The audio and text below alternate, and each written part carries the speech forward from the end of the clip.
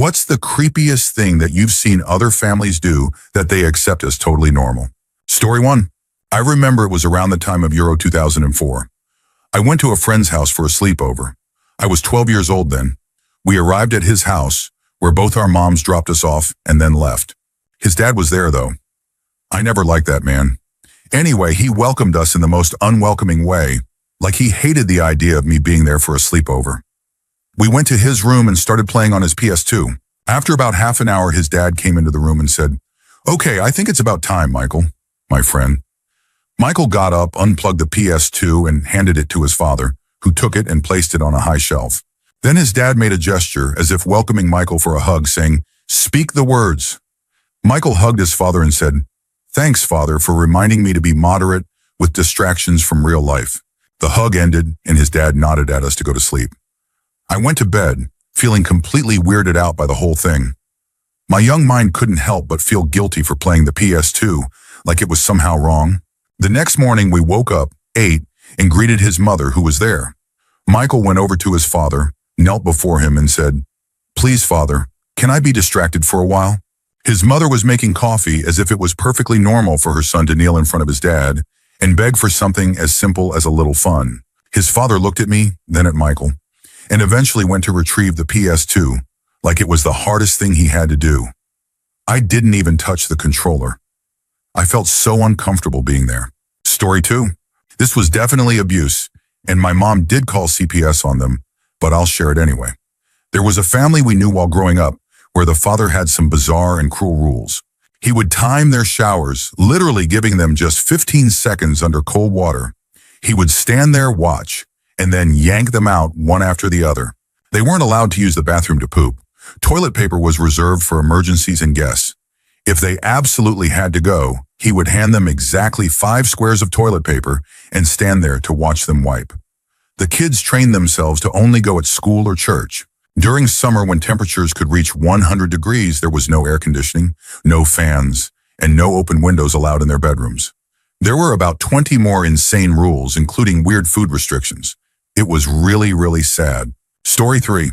I knew a woman who was a manager at the restaurant where my wife worked. She was obsessed with living through her 13-year-old daughter in the most extreme way. The girl would come to the restaurant from school, and her mom would immediately start criticizing her, saying how awful her makeup looked, and questioning how she expected to attract boys like Brent or Jason looking like that. Almost everything she talked about with her coworkers revolved around her daughter's school drama. She would read her daughter's texts, give her advice on what to say, and constantly trash her appearance. Sometimes she'd even say the girl needed to dress more provocatively before going to football games. She would talk openly about encouraging boys to come over and how she liked to spy on her daughter. One time she even bragged, with a hint of pride, about walking into her daughter's room and catching her coming out from under the covers, with a boy still in bed, right in the middle of what seemed like a Sewell act. It was incredibly disturbing. Story 4. I must have been around 7 or 8 years old. I used to play with a girl who lived a few houses down from mine, across the street. Our neighborhood was safe and pretty decent, just across from the high school. However, her mom was paranoid. She never let us play outside because she was convinced there could be a drive-by shooting at any moment. Any car that drove by, she thought, could be someone with a gun who might shoot us. She even refused to let us play in the living room near the windows for the same reason. One time, while I was over there, her mom pulled me aside. She pointed out a truck parked on the curb outside my house. It was my uncle's truck, and told me it was probably a burglar's vehicle and that he was likely inside my house, killing my family at that very moment. She wouldn't let me go home, fearing I might get killed too. Finally, when my mom called later to have me come home for dinner, she let me go. That family still acts strangely, even after all these years. Story 5. I knew a girl in high school whose parents were completely obsessed with dinner plates. They had an enormous collection of collectible plates, and every room in their house was filled with them on display. The entire house felt like a library specifically designed for those plates. Her bedroom was just a mattress on the floor, surrounded by display cases of plates. You couldn't even lean on any wall because they were all covered like that. The last time I went over there, I accidentally knocked one off the wall. I managed to catch it before it hit the ground, and luckily it didn't break. But the way her dad reacted was terrifying. He flew into a rage, and for a moment, I thought he was going to hit me. They tried to laugh it off nervously, saying, "Ha ha ha, good old dad being funny, ha ha ha ha." One time I asked my friend why they had so many plates, and she went on a passionate rant about how cool the plates were and why they were so special. The explanation lasted for about an hour, and I never asked again. Listening to someone talk about dishware for that long felt like pure torture. Story 6. This is something I shared before, but it's worth mentioning again. I had a good friend in elementary school whose family had this bizarre setup. They lived in a farmhouse that looked like it belonged to the Addams family. Every wall in that house had a crucifix on it, massive ones about 2 to 3 feet tall. They were everywhere, in the bathroom, bedrooms, closets. There was one room upstairs that we weren't allowed to enter, so naturally we sneaked in to see it. It turned out to be a private chapel that looked like it came straight out of the Vatican, complete with burning candles, pews, an altar, and a 6-foot-tall crucifix with Jesus hanging on it. But the weirdest thing was their prayer clock. It was a cuckoo clock where the numbers on the dial were represented by the 12 disciples. I never saw what came out of the clock on the hour, but probably Jesus. Every single hour the clock would go off, and my friend's mom would gather us to write thank you prayers to put in the prayer jar. If we were playing with Legos and had a snack, I'd have to write, "Thank you, Jesus, for letting me play with Legos and eat string cheese." If I forgot to include something like the apple juice, she'd make me edit the note saying, "You don't think Jesus would be sad if you didn't thank him for the apple juice too?" By 4th grade, I stopped going over there. It was just too weird, especially after they had a new baby and declared they didn't believe in diapers. The baby just crawled around, doing its business wherever. 24 years later, what became of the kids? The youngest, the baby who used to roam around naked, became a Catholic priest. The second youngest moved away and became a transgender entertainer. And the oldest, my friend, is now a programmer in Silicon Valley. The father eventually left the mother. Story 7. For years, I visited a family where all the adult children still lived with their parents. Something odd I noticed was that every time I visited, they always had the same movie playing. At first, I thought it was just a coincidence. They would all huddle around the TV, acting like they were watching it for the first time, reacting to the same scenes with the same enthusiasm. One time I stayed over longer than usual. When the movie finally ended, they turned off the TV only to turn it right back on and play the same movie again. That's when I realized they watched that movie multiple times a day, every single day, almost like a ritual. They would always react the same way to the same scenes, as if they were genuinely seeing it for the first time each time. Story 8. One day after school, I went to a guy's house to work on a project. We weren't really friends, just assigned to the same group. Let's call him Gary. We were working on the project when he excused himself to use the restroom. About 15 minutes later, he came back. A little while later, I decided to use the bathroom while he was making snacks. When I walked in, I was greeted by the sight of what Gary had left behind, a massive unflushed poop just sitting there. I shrugged it off, thinking everyone forgets once in a while. I flushed it, did my business, and went back to working on the project. A couple of hours later, his mom came home. She greeted us politely and went toward the back of the house. Suddenly, she came back into the kitchen, furious, yelling, "Where is it?" I was completely confused, so I gave Gary a look like, "What's going on?" Gary muttered, "It wasn't me, it was him." His mom glared at me, huffed, and walked away. Gary later explained that after school every day, he was required to leave his poop in the toilet so his mom could check it. It wasn't because he was sick or anything. She just had this weird habit of making sure he was healthy. I never went back to Gary's house after that. Story 9. Back in high school, my best friend's dad did some seriously creepy stuff. When we were 13, he gave her a large diamond engagement ring and told her she couldn't get married until she found a man who could buy her a nicer one. It was so bizarre. We were just kids who spent most of our time playing N64 and riding bikes, not thinking about marriage. When everyone around us started dating, she wasn't allowed to. Eventually, she was really excited one day and told me that her dad had received a vision from God saying she was now allowed to date. I'm religious too, so I'm not knocking faith, but that definitely didn't happen. One of the creepiest incidents was at a school dance. Her dad showed up, saw her dancing with a boy, and physically pinned the guy against the wall. The police were called, and after that, her dad was banned from the school campus and all school functions, including graduation.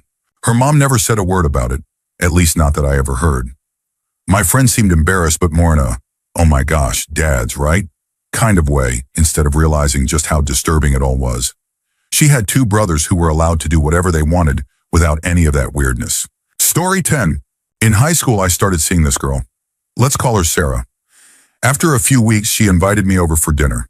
Her family was classic Valley, pretty Christian, all blonde, Dad's a construction worker, mom's a hairdresser, and they lived on a dirt road. My mom dropped me off at their place, which was pretty far out of town. We were having a nice dinner, chatting about current events. Since it was early November 2012, I joked about how ridiculous it was that some people thought the world was going to end next month. Suddenly, Sarah's sister yelled, "Shut up!" The room went completely silent. Sarah glared at me. Her sister looked at their dad, and he was giving me the angriest dad stare I'd ever seen. Then Sarah's mom burst into tears and left the table. Confused, I asked, "What's wrong?" And Sarah's sister shouted, "Shut up again!" I excused myself to the bathroom, trying to figure out how to salvage the night. When I came out, Sarah was waiting and explained that her mom got really anxious about big, depressing topics and just wanted a break from hearing about them, even when the TV was off. I apologized and Sarah said it was okay, suggesting we go downstairs to watch a movie. I thought I had saved the night until I got to the basement. The entire space was stocked for the end of the world. Guns, food, rafts, maps, everything. Trying to play it cool, I asked what it was all for, hoping for a reasonable explanation. Sarah just said, "For when God will wash the wrong, we're just being prepared." That was it. I couldn't take it anymore. I walked 20 miles down the highway to get home that night. Story 11. I had a classmate from 6th through 8th grade who had a really tough childhood. She's really successful now, just graduated law school, and seems to have a happy, fulfilling life based on her social media. But back then, it was hard to watch how her family treated her. Her mom was obsessed with turning her into this prim and proper, almost Victorian-style lady. One day, she came to school with bruises on her arms. She told everyone it was from volleyball practice, but I didn't believe it. A few months later at a school dance, she asked me to dance with her, and I just came out and asked what really happened to her arm that day. Caught off guard, she admitted that she had forgotten her math book at school, and her mother had hit her. Another time, she told me she got grounded for an entire month just because her mom found the name of a cute boy from our class written in one of her notebooks. We were both in choir and the only ones who took voice lessons. During a competition at the local high school, I saw her mom screaming at her in the hallway because she hit a wrong note during her piano solo and ended up getting a second-place ribbon instead of first, which meant she couldn't advance to the next level.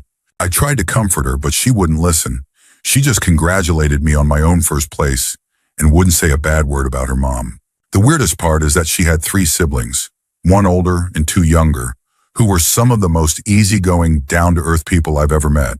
I once asked her younger sister why my classmate had to meet such crazy expectations, like being fluent in French by 5th grade and taking ballet 3 times a week. Her sister just looked uncomfortable and said, "We don't talk about that." She was the sweetest girl, and I never once heard her say anything bad about anyone. I still think about her sometimes and hope she's truly happy now. Story 12. This might sound strange, but one day my parents decided I was old enough to start coming back home from school on my own. However, they apparently didn't think I was old enough to have my own set of keys. As a result, I used to spend 1 to 2 hours every day sitting on the doormat, waiting for my sister to come back from school and let me in. I was often really hungry, and unfortunately, I ended up peeing my pants at least 5 times. I was around 10 years old at the time.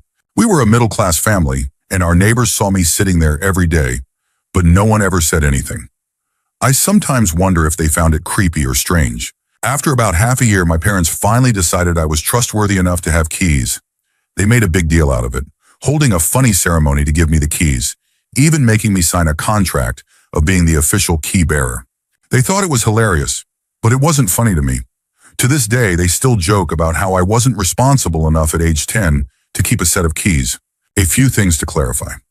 I lived in a block of flats, not a house with a yard, so there were no bushes to pee in. I wasn't sitting outside. I was on the stairs and sometimes I did pee there, but I was always scared the neighbors would come out and see me, so I figured peeing my pants was the safer option. As for why I didn't use the school bathroom, it's because they were pretty terrifying. The locks were often broken and older girls would go in, opening every stall and laughing at whoever was inside. I didn't want to risk that, so I always held it in until I got home. I could have stayed at school for those hours, but I was afraid of being bullied, and sitting on the doormat seemed safer. I didn't really have friends to stay with either, and even if I did, I would have been too embarrassed to ask. Story 13. I went to elementary school with this girl who would host a big sleepover every year with all the girls from our class, only about 10 since it was a small school. Her parents were pretty strict about bedtime, which wasn't too unusual, but they were also extremely paranoid about robbers. They had the most intense security system I'd ever seen. After everyone got into their sleeping bags, her parents would turn on the system. It was so sensitive that you couldn't even roll over without setting it off. They would put everyone to bed at 7 p.m. and expect all of us to stay completely silent and still until morning. Every single year, without fail, someone would move, the alarm would blare, and her dad would come running downstairs with a shotgun while her mom called the cops. This happened every year. Story 14. During my first few weeks of high school, I made a new friend who invited me over to his house. His family seemed really down to earth and normal. We sat down to eat, and I don't remember much about the meal itself, but after a while I noticed something odd. My friend and his younger brother were licking every last crumb and bit of sauce off their plates. I just assumed they were really hungry after a long day. An hour later, his mom came into the room holding my dirty plate, clearly upset. She demanded to know who hadn't licked their plate clean. My friend nervously pointed at me. She was furious and asked how the next person was supposed to eat from it if I hadn't licked it clean. She left the room, and I just sat there, trying to process what I'd heard. I asked my friend if they actually washed their plates after meals. He looked at me like I was crazy and replied, "Of course we use our tongues so the next person can use it." That was the last time I went to his house. Story 15. I unfortunately grew up in the creepy family. My mom was completely obsessed with the Titanic. Every surface in our house was covered with something Titanic related. She could talk for hours about the ship, the movie, and how she believed she was the reincarnation of a passenger. She did cross-stitch projects related to the Titanic, made those strange picture carpet things, and practically had My Heart Will Go On playing on repeat every single day. She played Titanic video games, listened to the soundtrack, saved Titanic pictures online, and chatted with people about it constantly. Once, when I was in second grade, she completely rewrote my speech to be about the Titanic, came to my class, handed me the new cards, and sat there while I delivered the speech she wrote. For my birthday, she got me a Titanic t-shirt and a clock, hung them up in my room, and made it clear that I wasn't allowed to touch them. Christmas gifts were weird Titanic-themed dinner plates. She even got a Titanic tattoo. One time, I was finally allowed to have a friend's sleepover. I invited my friend, and he was immediately weirded out by the Titanic memorabilia everywhere. So we stayed in my room, which was mostly free of that stuff. In the middle of the night, around 2 a.m., my mom, who was mostly deaf, decided it would be a good idea to play My Heart Will Go On at full volume. You could feel Celine Dion's voice vibrating through the walls, floor, and right into your skull. Normally, I'd just ignore it since it had become normal to me, but my friends started asking questions. It was then that I realized, wait, he's right. Why is this okay? It was summer, we had no AC, and it was unbearably hot. Tired and annoyed, I finally decided to confront my mom. I asked her straight out, "Why are you playing My Heart Will Go On in the middle of the night?" My friend got a front row seat to my mom yanking me to the ground by my ear, screaming over the booming speakers about how she was the adult and made the decisions in the house. And as a kid, I had no right to question her. If you've never heard a mostly deaf person scream, you can't imagine how terrifying it sounds. After that, my friends stopped hanging out with me, and word spread at school that my mom was scary. I couldn't disagree. It was a wake-up call that we were the weird family. I was grounded for a week. No toys, no going outside, no TV, no radio, no books. Just sitting in my room, listening to Titanic playing from the other room. Looking back, I realize how messed up it all was. When I visit my hometown, people often tell me, "We almost called Child Protective Services." Don't almost call them, just do it. Spending 7 straight days doing nothing but listening to that song could definitely be considered abuse. Story 16. There was this white woman who used to come into the fast food place where I worked. She had 2 white sons and 2 adopted young black children, but no husband. The mom and her sons looked like they'd stepped straight out of the 1950s, neatly dressed and well kept. Her adopted children, however, didn't look as well taken care of. She owned a popular Christian pizza buffet in town, and even the napkins had Bible quotes printed on them. Whenever they came in, the sons would order the same thing every single time. The mom would do the same. But when it came to the adopted kids, she would always point at them and say, "They don't need anything. Please don't give us anything for them." One time we felt bad and decided to pay for 2 kids' meals ourselves. When she found out, she was furious. After ordering, they would sit at the table and wait, expecting us to bring the food out to them. Even if the food was ready and sitting on the counter, they wouldn't pick it up. It would just sit there for 20 minutes until one of us took it to them. They would pray, eat, linger for ages, and then leave. The adopted kids always looked so sad. I never understood why she refused to feed them. It was one of the most disturbing and heartbreaking things I witnessed while working there. Story 17. This one's not really creepy, more weird and kind of funny. When I was about 11 or 12, I used to go to this guy's house after school. His mom had all these strict, strange rules.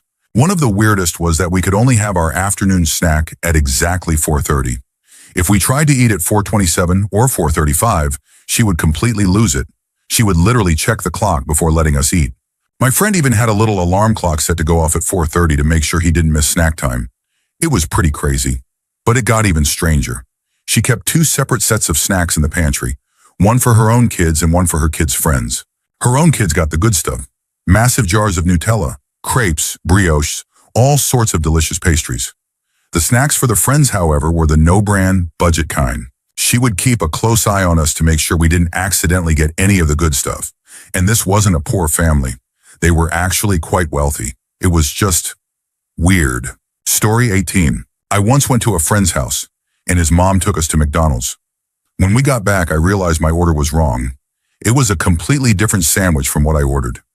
I decided to be polite and just eat it anyway, but I planned to remove the parts I didn't like. My friend's mom wasn't having it. At first, she quietly but firmly said that no one in their house wasted food. I explained that the order was wrong, but that I would eat it anyway after removing what I didn't like. That's when she grabbed the sandwich out of my hands and put the stuff I scraped off back into the sandwich. She then said we couldn't go out until I ate the whole thing. I was freaked out and didn't feel like eating anymore. I just wanted to go home. Then she started banging her fist on the table and burst into tears, screaming at me to eat it. Her husband came into the room because of the noise and crying. He calmed her down, told us to get in the car, and drove me home. I was only 8 at the time, but that incident still makes me uneasy when I think about it. Story 19. There's a family from my hometown that everyone knows as being downright disgusting. Apparently, they've been around since the town's founding and once had a nice house on Main Street. After generations of suspected inbreeding, that once nice house turned into an eyesore in an otherwise decent neighborhood. The city eventually bought out their property and relocated them for free, right across from the town dump. A friend's dad, who worked fixing boilers, once got sent out to their new house. As soon as he arrived, he noticed a horrible smell. When he went inside, he saw the family eating at the dinner table, and underneath the table was a dead dog, the obvious source of the stench. He didn't even bother trying to fix the boiler and just left. I've heard so many gross stories about that family over the years, and after seeing their house and knowing a kid from that family in high school, I believe every one of them. Story 20. Growing up, one of my friends had a family dog that was downright evil. I love animals, especially dogs, but this one was just off. Sometimes it would just snap and bite one of the 7 kids in the family. One day it bit my friend so hard that her finger was sliced open to the bone. Instead of taking her to a doctor, the mom made excuses for the dog, and my friend didn't even bother arguing. It was like she was used to it. The mom actually sewed my friend's finger shut herself. I just sat there in shock, trying to act normal and keep talking to them, but I couldn't believe what I was seeing. I kept thinking about how easily it could have gotten infected. Nothing changed with the dog. Some of her brothers kept sitting on the couch, petting it while watching TV like nothing had happened. I definitely kept my distance from that dog. Their family also believed in energy healing and chakras, which wasn't the weird part. One time I tripped over one of their many potted plants and accidentally tore one of its leaves. The mom made me sit by the plant and feel what I had done, apologizing until the plant forgave me. My friend's younger sister, who supposedly could see people's chakras and the plant's energy, sat with me until she said the plant's energy had turned back to a happy color. There were plenty of other bizarre stories from that family, but those were the ones that stuck with me the most. Story 21. I was friends with these twin brothers in high school, and they would always come over to my house. One day, they finally invited me over to theirs, which was in the same neighborhood. When I walked in, the house was a mess, but I didn't really mind since my own house could get pretty cluttered too. Everything seemed normal at first. We played video games until it was time for dinner. They invited me to stay and eat, and after dinner, I went to the kitchen to put my plate in the sink. That's when I noticed the huge pile of dirty dishes, the filthy stove, and worst of all, roaches crawling all over it. One of the twins came in behind me to grab a glass from the cabinet. When he opened the door, hundreds of roaches were crawling on the inside, all over the glasses and plates. the same type of plate I had just eaten from. He found it funny and yelled, "It's alive!" like it was a joke. I nearly threw up right there. I didn't say a word. I just turned around, left, and never spoke to them again. A few years later, I saw one of them at a gas station. His teeth were yellow and brown, just a complete mess. He works at a nearby Rally's now, but I definitely avoid eating there. Story 22. When I was in 7th grade, my parents decided to homeschool me because I wasn't focusing much in regular school. Since they both worked full-time, they couldn't do it themselves. My mom found a family through a friend that offered to homeschool me along with their 4 children. One of the kids was a little girl, about 7 years old. During lunch one day, her mom put a plate of food in front of her and set a timer next to it. The girl had to eat all her food before the timer went off. If she didn't finish on time, the mom would take her into a bedroom and scream at her as loud as possible. It sounded like she was also being spanked with a belt. The whole thing was uncomfortable to witness. The weird part was that her 3 older brothers didn't have to follow this rule. They could eat whatever they wanted, whenever they wanted, and take as long as they liked. I didn't last long in that environment. Went back to public school within the year. Story 23. There was a family in my small hometown that everyone knew was strange. The community was tight-knit, with around 300 kids in the K-12 school, so everyone knew everyone pretty well. The kids in this family seemed nice, if a bit sheltered, but the parents were just plain odd. If you went to their house to see if one of the kids could come out, the parents would only open the door a tiny crack. They would peer out as if you were definitely up to no good. You'd never see more than half their face at most. The windows were always heavily curtained, and the kids were rarely allowed out except for school or church. The mother was such a recluse that I think I only saw her once in an entire year. The weirdest part was their obsession with cleanliness. Every time the kids came home, they had to bathe immediately. If they went out multiple times a day, they bathed each time they returned. On top of that, they were regularly given enemas, at least once a week, because the parents believed that harmful metals were constantly being absorbed into their bodies. The enemas were supposedly to cleanse these metals, and the parents were the ones administering these enemas, even to the older kids. It was bizarre and honestly disturbing. One of their daughters, who was 15, started secretly dating an 18-year-old from my school and got pregnant. They had to sneak around to see each other at school and church because the kids weren't allowed to date. After she got pregnant, they got married immediately. The guy later told me how weird life was in that house. No movies, no TV, no music unless it was church-related. It wasn't even typical for Mormon families in our town, just theirs. After they got married, the girl continued giving her newborn baby the same metal-cleansing enemas. Her husband tried to argue with her, but she would just do it when he was at work. Eventually, they got divorced because of her strange medical practices. Now the baby only gets the enemas half the year. Story 24. When I was growing up, one of my friends had this little dog that was just plain vicious. I'm a huge animal lover, especially dogs, but something was seriously wrong with this one. It would randomly snap and bite one of the 7 kids in the family. One day, it bit my friend so hard that it sliced her finger open to the bone. Instead of taking her to a doctor, the mom made excuses for the dog. My friend didn't even bother arguing. It was like she was used to it. Then, the mom actually sewed her daughter's finger shut herself. I just sat there in shock, pretending to act normal. But I couldn't believe what I was seeing. The rest of the family didn't seem bothered either. Some of the boys just kept petting the dog while watching TV. They also believed in energy healing and chakras. One time I accidentally tore a leaf off one of their many potted plants. The mom made me sit by the plant and feel what I had done, apologizing until the plant forgave me. My friend's younger sister, who supposedly could see chakras and plant energy, sat with me until she said the plant's energy had turned back to a happy color. That family had so many bizarre rules and beliefs, but those were the moments that really stuck with me. Story 25. My cousin's family is very strict and deeply involved in the Jehovah's Witness faith. They weren't always like that, but as my uncle, by marriage, got more into his faith over the years, he also became a lot more controlling and, frankly, a bit of a jerk. He would whistle at his wife and kids as if they were dogs whenever he wanted them to come to him. He banned any violent or ungodly media from the house and didn't allow his daughter to date because, according to him, she shouldn't be dating anyone unless she was already ready to marry him. Here are some of the most memorable moments from my time there. We used to play Yu-Gi-Oh cards together, but that stopped when my uncle saw the cards one day. He decided they were demonic, especially one called Leviathan, which he claimed was an ancient demon of the devil, according to the Bible. I got chewed out after he found my Harry Potter book in his daughter's room. She had been reading it secretly, and he considered it satanic. One time, my cousin and I were playing Killzone in his room, and when my uncle found out, he damn near broke down the door to catch us.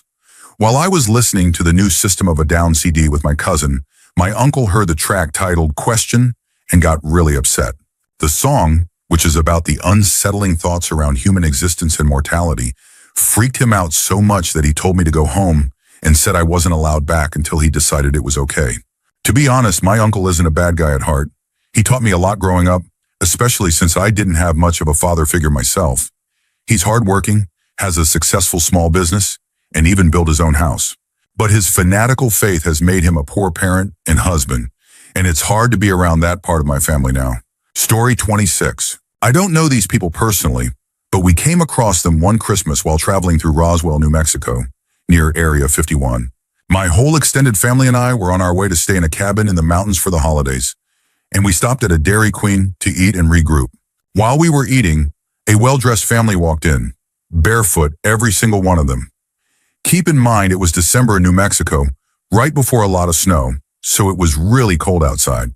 They ordered their food, sat down, and didn't say a single word to each other the entire time they were there. About an hour. The weirdest part was the younger girl, who wouldn't stop staring directly at me the whole time. None of them spoke a word, and when they finally finished, they got up and left just as silently as they had come in.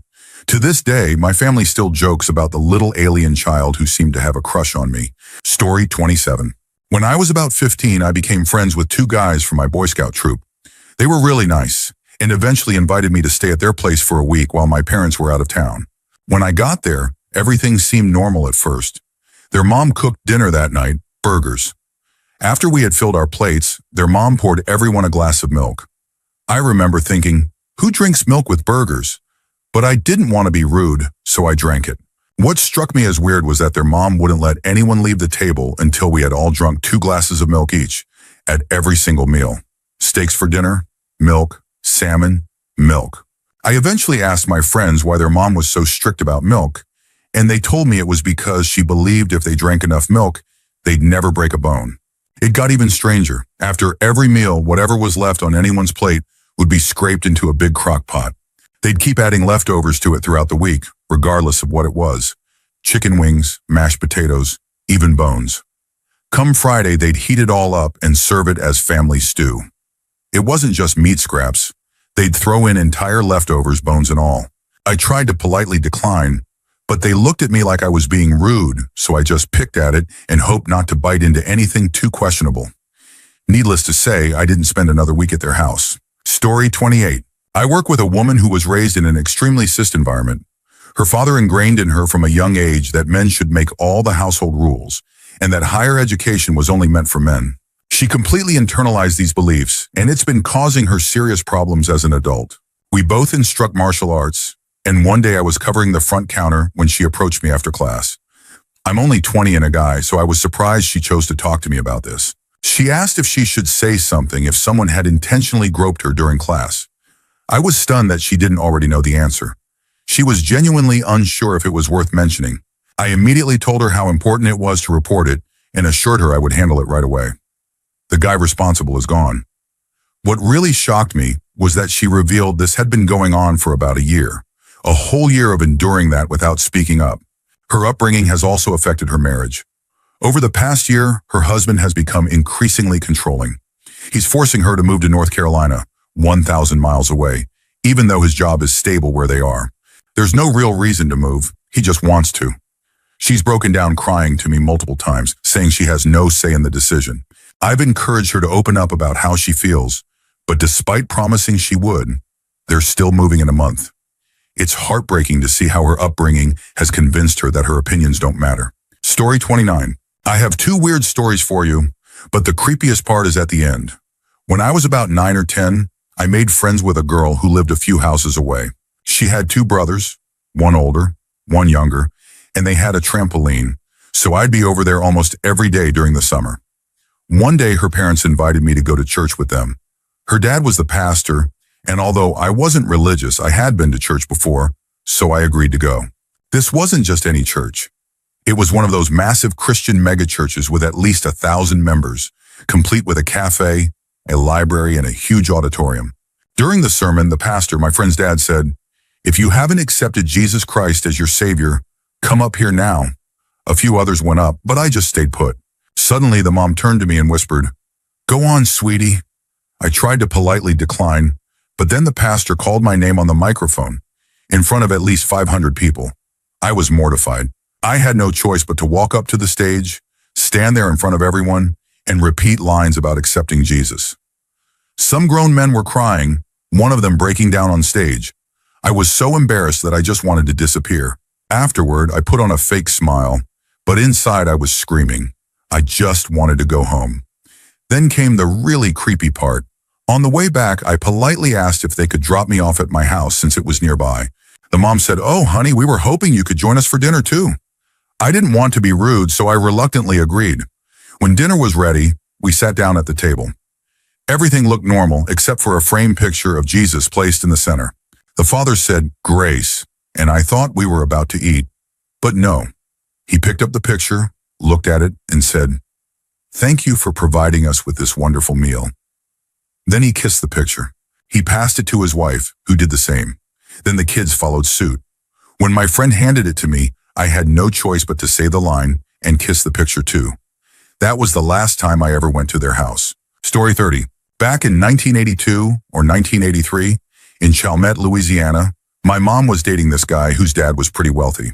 The dad was an older Italian guy, probably in his early 60s, always dressed in a suit, and he had a much younger, attractive wife. We had met them a couple of times before, but never been to their house. One weekend, my mom got really excited because we were invited to the dad's house for dinner. As we drove there, the houses got nicer and nicer. Not mansions, but definitely upscale. When we pulled up, the house looked great from the outside. Nice lawn, well kept. But the moment I stepped out of the car, I was hit with this smell, like mosquito spray. Now, back in New Orleans during the 70s and 80s, they used to have mosquito spray trucks that drove around neighborhoods, spraying toxic chemicals to kill mosquitoes. The smell was unmistakable and suffocating. I thought maybe the truck had just passed by because that's exactly what it smelled like. As we walked closer to the house, the smell got worse, overwhelmingly so. My mom's boyfriend knocked on the door, and his dad answered, looking as put together as always in some kind of sporty casual wear. Immediately, little dogs started barking from inside. My mom gave me this look that said she was just as confused as I was. When we stepped inside, I realized that the terrible smell wasn't coming from outside. It was the house itself. At first glance, it looked like a normal, upper-middle-class home with nice furniture. But on closer inspection, everything was covered in trash and dog shesh. The floors were layered with old, rotting garbage and dried dog turds that were turning gray in the heat. The trash even piled up against the walls like a dirty, sloping cave. The linoleum floor in the kitchen was smeared with dried dog shh, as if people had slipped around in it and it had solidified. The smell was a suffocating mix of rotting garbage, dog feces, and what seemed like roach spray, like they had tried to cover up the stench but made it even worse. As we stood there, trying to process what we were seeing, the wife came in from the kitchen to greet us. Just as she did, she accidentally kicked a dried dog turd that skittered across the floor and hit my shoe like a little mouse. She just kept smiling and talking as if nothing had happened. "Hey y'all, I've been making some gumbo and it's just about ready." Even as a kid from New Orleans, I knew gumbo could be sketchy if not made right. But with that smell and the thought of whatever might end up in that pot, I immediately thought, there's no way I'm eating that. Feeling like I was going to throw up or pass out, I asked if I could use the bathroom without even thinking. The wife pointed down a hallway that was so filled with trash it was almost impassable, and the barking from more dogs was deafening. I just froze.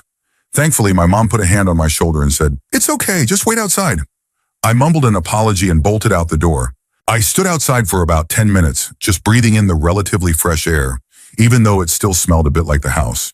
Eventually, my mom came out, without her boyfriend, thanked the dad and his wife, and we left. As we drove away, my mom whispered through her teeth, "Wait till we're in the car." Once we were safely driving away, she started apologizing profusely, saying she had no idea it would be like that. She couldn't believe what she'd seen, and neither could I. She explained that she had told them I wasn't feeling well, so she was taking me home, but she still planned to go back and have dinner with them. We went back to that house a few more times afterward. But I always stayed in the car. I'd rather sit in the heat than go back in that nightmare of a house. Even years later, I never really figured out what was going on. My mom never talked about it much, and she passed away about 15 years ago, so I can't ask her anymore. I guess the whole scene was so bizarre that she didn't know how to address it. It was like the entire family just accepted that living in a house filled with trash and dog feces was normal. To this day, I still don't know how to process that experience. Story 31. My close friend Hannah has one of the most unusual family situations I've ever heard of.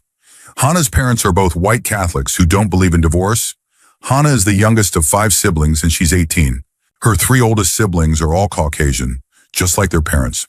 However, her 4th sibling, who's only 2 years older than her, is half Native American, and Hannah herself is half black. All 5 children were born to the same mother, and her parents didn't adopt any of them, nor did they use sperm donation. So what happened? Hannah's mother cheated, twice. First, with a Native American guy, resulting in her 4th sibling, then with a black man, resulting in Hannah. Neither biological father is listed on the birth certificates, and neither pays child support. Despite the affairs, Hannah's legal father chose not to divorce his wife because he didn't want to cause a scandal. He stayed with her, even after it happened a second time. Hannah's well-adjusted despite it all, and although she doesn't get along with her parents, she considers her legal father to be her only real dad. Story 32. When I was a teenager, my younger sister and I used to ride the bus with a neighbor girl and her younger brother. Let's call them Jane and Dick. Jane was always really chatty, but she never talked about anything particularly interesting. My sister used to smirk every time Jane tapped me on the shoulder to tell me what she'd learned in math or history that day. We were in the same grade but in different classes since I was taking AP courses. On good days, I'd talk with her, but on bad days, I'd just want to tune out with my Discman. No matter how many times I put my headphones back on, Jane would tap me again, eager to continue the conversation. I tried steering the talk towards hobbies, movies, music, or books, but Jane had never watched, read, or listened to anything other kids our age did. She had no hobbies and very little to say beyond school stuff. Her brother Dick rarely spoke at all. My sister and I were friendly to Jane, probably more so than most, which is why we were the only non-church friends invited to her 17th birthday party. Her dad was a children's pastor, and most of the guests were from their church. When we arrived, Jane's mom showed us her bedroom, proudly pointing out a cat-themed window valance she had just sewn. She explained, "I can't have anyone thinking Jane's room is too plain." The rest of the room was incredibly sterile and devoid of personality, just a hint at how strict her parents were. Then came the birthday activities.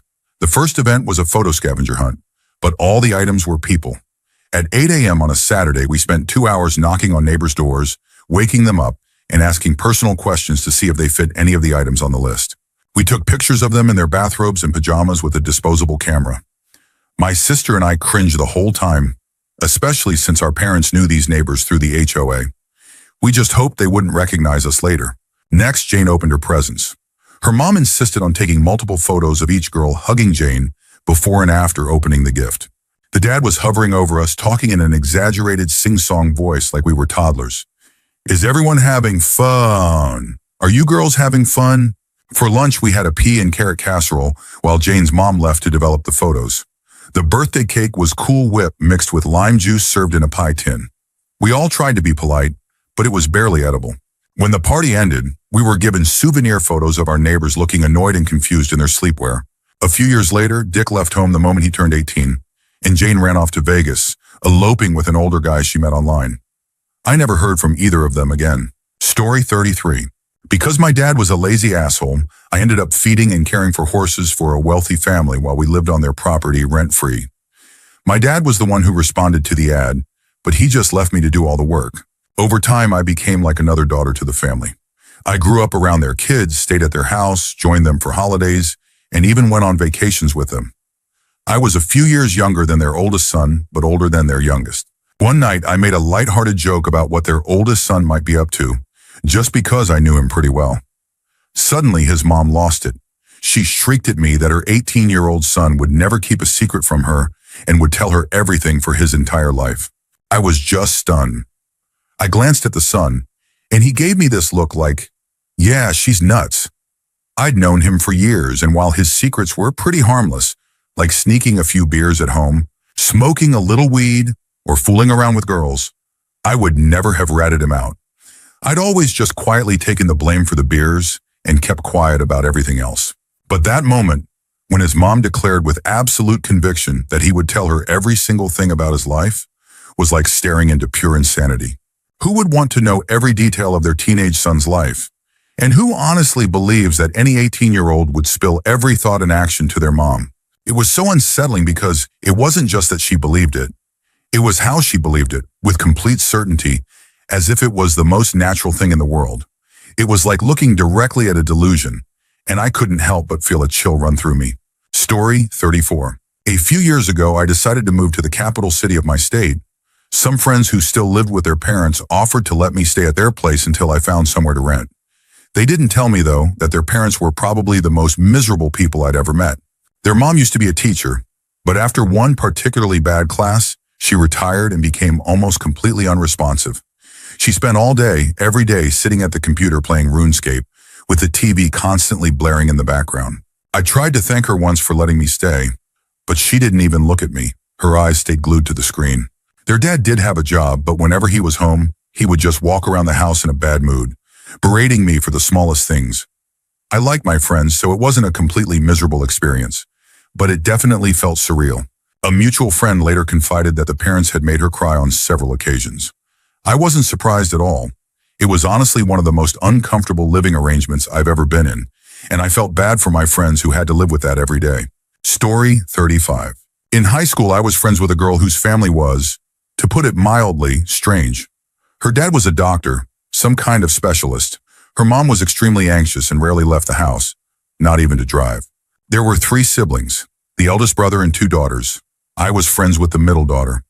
One day while we were driving somewhere, I casually mentioned I had an upcoming gynecologist appointment. She responded, "Oh, my dad does that for us." I nearly choked, trying to hold back my reaction. I asked if she ever considered going to a different doctor, and she just looked at me like I was being unreasonable. She explained that her dad didn't trust other doctors to do pelvic exams on his daughters. He was an ENT, an ear, nose, and throat doctor. I had even seen him myself for hay fever meds once. But to hear that he performed pelvic exams on his own teenage daughters, that was horrifying. Now that I'm older, I realize just how deeply disturbing that was, and it honestly just makes me feel sad for her and her siblings. Story 36. When I was in high school, I knew this guy who was a bit odd and got bullied a lot. I regret not standing up for him more, but I was too caught up in my own social status at the time. When we were around 14, I went to his house for the first time. He lived with his 2 younger brothers, and it was clear the parents let them do whatever they wanted. The place was pretty messy.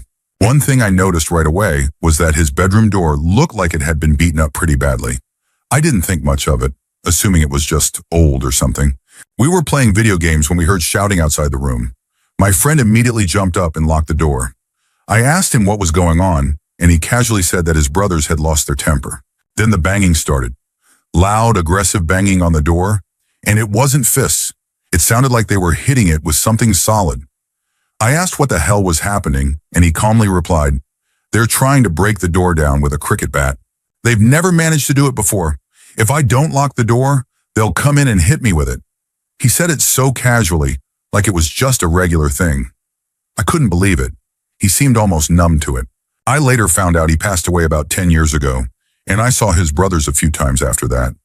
They seemed completely normal, so maybe it was just a phase, but it was horrifying at the time. Story 37.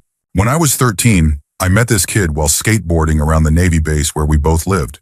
He was goofy and outgoing when we were out and about. One day he invited me over to his house. As soon as we walked through the door, he completely changed, turned serious and almost robotic. His parents moved around the house like drones, expressionless and methodical. His mom sat him down at the table and gave him a single slice of white bread. I thought it was odd, but I didn't say anything. Then his dad called me into another room where there was just a small kid's chair and a TV VCR combo on a table. He put in a tape and made me watch it. It was an hour-long church rant about how AC/DC's song, Hell's Bells, was corrupting youth by glorifying hell. The dad stood there the entire time, making sure I watched the whole thing and quizzing me afterward. The house was filled with religious items and guns, AR rifles on racks in the living room, shotguns, pistols, and the laundry room doubled as an ammo reloading station. I left feeling angry and confused, and I never hung out with that kid again. Later on, I heard that his family was planning to falsely accuse the Navy of causing his mom to fall, hoping for a payout. Not long after, military police showed up at their house, and soon after that, they were gone. To this day, Hell's Bells is one of my favorite songs, and I still think about how bizarre that whole experience was. Story 38. When my kids were little, around 2 and 4 years old, we were friends with another family from their preschool. Setting up a play date took some time because they lived a bit further away, but eventually the day came. I, a 30-something dad, showed up with my kids and a backpack full of their stuff. As soon as we walked in, I was greeted by a surprising sight. Both of the other family's kids were completely naked. To make it even more uncomfortable, there was a girl who had to be about 8 or 9 also walking around without a stitch of clothing. The mom acted like it was the most normal thing in the world. I was doing my best to avert my eyes, focusing on literally anything else, when she casually said, "Oh, they just strip down when they come home. Nothing I can do about it," and then gave this awkward little laugh. My kids were too young to think anything of it, so the play date went fine from their perspective. Eventually, the dad came home, and I stayed for a beer with him. Afterward, we left. We remained friendly with the family for a couple of years after that, but rarely went over to their place. Only when we'd received so many invitations that it would have been rude not to. That was about 15 years ago, and to this day, I can still remember every detail of the floor tile in their house, but I have absolutely no recollection of what any of those kids looked like. Story 39. I knew this kid in high school who was really nice, but definitely a bit odd. His family originally came from New York City, but he grew up in Pennsylvania. I knew they weren't well off, but what really baffled me was that his dad would take a Greyhound bus to New York City every day for work. That trip took about 2.5 hours one way, costing around $80 per day back then. I couldn't understand how that made financial sense, but I guess his job must have made it worth it. What was even stranger was that they refused to get haircuts anywhere but NYC. Once a month, they would travel back specifically to get their hair cut because his mom insisted that no one outside the city knew how to do it right. In an effort to save money, they also had weird rules about electricity. He was only allowed to do his schoolwork in the kitchen, but he wasn't allowed to turn on the kitchen light. Instead, he had to turn on the bathroom light on the other side of the room and use the ambient light to see what he was doing. He wasn't allowed to have a job or hang out with friends much either. On top of all that, he once claimed that at 18, he had never masturbated.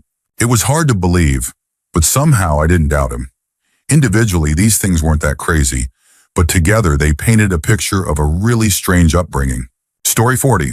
When I was a kid, around 10 or 11, my parents would sometimes send me and my siblings to stay with our grandma for a few days so they could get a break.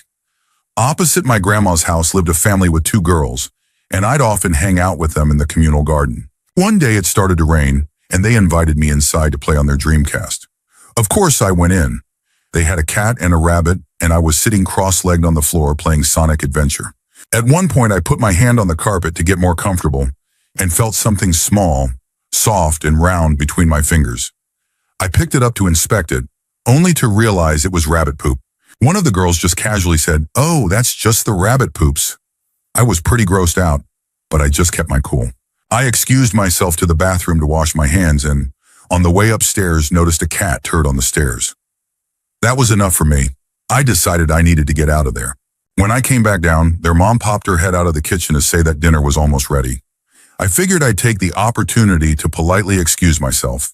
I went into the kitchen to thank her, and when I opened the door, I was greeted by the sight of her squatting over a red bucket, taking a show. I just stammered out something polite and left as quickly as possible, trying to process what I had just seen. I will never forget that goddamn red bucket. Story 41. My mother-in-law has a family living in the trailer next door, a mom, a dad, and their 21-year-old son. The son looks and acts like a 15-year-old, and I was genuinely shocked to find out he wasn't one of the high school kids I sometimes substitute for. He's got scraggly facial hair, rosy cheeks, and dresses like an awkward high school kid. I learned that he's not allowed to get his driver's license, drive the family vehicle, or get a job. He just stays home all day gaming or doing whatever. I once hung out with him at a birthday party, and the mom wouldn't stop making fun of him, calling him a wussy and saying he's useless, laughing about how he looks like a damn 12-year-old. Ha ha ha. It was uncomfortable to watch. He's a full-grown adult with normal mental abilities. Apparently, he's supposed to go to Marine Corps boot camp this summer, barely meeting the minimum run time and pull-up requirements. I really hope he makes it and finally breaks free from his parents, who seem determined to keep him a perpetual child. Story 42. One day I went over to a neighbor Shasher friend's house down the street to play on his new Sega Saturn. Another friend from the neighborhood was there too. At one point, it was just me and him playing. And I guess I was winning because he, being a few years older, kept slapping the controller out of my hand. It hit the floor several times and eventually it just stopped working. Either later that day or the next, his mom confronted me, accusing me of breaking the controller. The other kid, the one who actually broke it, denied everything. I kept trying to explain that Chris kept knocking it out, but she kept cutting me off, asking if I broke it or not. Then things got really weird. She looked into my eyes every time I said I didn't do it and said, "There's a devil in your eyes." She asked again, and when I repeated that I didn't break it, she just kept insisting that I had a devil in my eyes. Finally, exhausted and frustrated, I just agreed that I broke it to make her stop. Suddenly, she smiled and said, "Now there are angels in your eyes," but told me I wasn't allowed over until I paid for the controller. After some time passed, I started going back over there, and it seemed like they eventually figured out that the other kid was the one who actually broke it. They just kind of forgot about blaming me. Story 43. When I was around 10 or 11, my mom needed to leave me somewhere for the day because she had something important to do. One of her friends offered to watch me. The lady had two kids, a 6-year-old girl and an 8-year-old boy. Most of the day was fine. She gave us snacks and let us watch TV. She would just hover in the background, doing adult stuff. Then sometime in the afternoon, she just left. She didn't say anything about where she was going or that she'd be gone, just got in her car and left us alone. It took me about 15 minutes to realize we were home alone. I started freaking out because I had no idea where she went or what to do. The 8-year-old didn't seem to care at all, but the 6-year-old freaked out with me and started crying. I was even more panicked because I didn't know how to handle a younger kid crying. I didn't have any siblings and felt way out of my depth. The lady came back about 2 hours later and saw two upset kids. She got super mad at me, yelling about how I had gotten her daughter worked up over nothing. I spent the rest of the day trying to stay out of her way.